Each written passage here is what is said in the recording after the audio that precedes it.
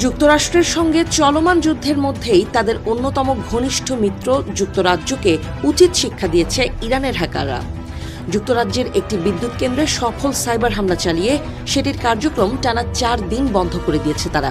ধারণা করা হচ্ছে ব্রিটিশ বিদ্যুৎ উৎপাদন কেন্দ্রে ইরানি হ্যাকারদের এমন সফল হামলা এটিই প্রথম। সানডে টেলিগ্রাফের এক প্রতিবেদনে এই নজিরবিহীন ঘটনার তথ্য উঠে এসেছে। সম্প্রতি যুক্তরাষ্ট্রে অন্তত 12টি অঙ্গরাজ্যের পানি সরবরাহ অবকাঠামোতে হামলা চালানোর খবরের পরপরই যুক্তরাজ্যে এই ঘটনাটি সামনে এলো। বিষয়টি যুক্তরাষ্ট্রের ইউরোপীয় মিত্র দেশগুলোর চিন্তার কারণ হয়ে দাঁড়িয়েছে। এদিকে নিরাপত্তাজনিত কারণ দেখিয়ে ঠিক কোন বিদ্যুৎ কেন্দ্রটি আক্রান্ত হয়েছে তা প্রকাশ করতে অস্বীকার করেছেন ব্রিটিশ কর্মকর্তারা।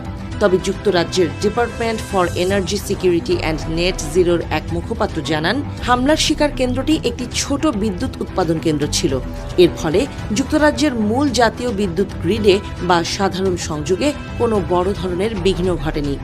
অন্যদিকে ইরানি হ্যাকারদের সাইবার হামলার পরপরই বিদ্যুৎ সংস্থাগুলোর প্রধান নির্বাহীদের সাথে জরুরি বৈঠক করেছে ব্রিটিশ সরকার।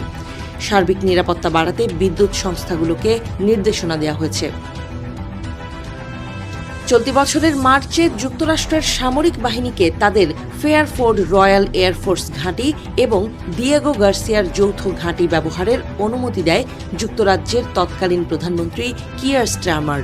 বিশ্লেষকদের মতে যুক্তরাজ্য সরকার মার্কিন বাহিনীকে তাদের সামরিক ঘাঁটি ব্যবহার করে ইরানের ওপর হামলা চালানোর অনুমতি দেওয়ার পর থেকেই এই সাইবার সংঘাতের সূচনা হয়। প্রভাবশালী ইরানি হ্যাকার গ্রুপ হান্দালা এই সাইবার হামলার নেপথ্যে রয়েছে বলে মনে করা হচ্ছে। মার্কিন পানি সরবরাহ কেন্দ্রগুলোতে অনুপ্রবেশের দাবি করে গ্রুপটি। আমেরিকান শহরগুলোর পানি সরবরাহ পুরোপুরি বন্ধ করার সক্ষমতা থাকলেও নৈতিক কারণে তারা তা করেনি বলেও জানায় ইরানি হ্যাকাররা।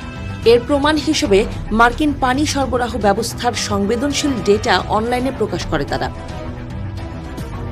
এর আগে এপ্রিল মাসে ইরানের এই গ্রুপ ইসরায়েলের সাবেক সেনাপ্রধান হারজি হালেভির ব্যক্তিগত ফোন হ্যাক করে প্রায় 19,000-এর মতো অতি সংবেদনশীল ফাইল হাতিয়ে নেয়।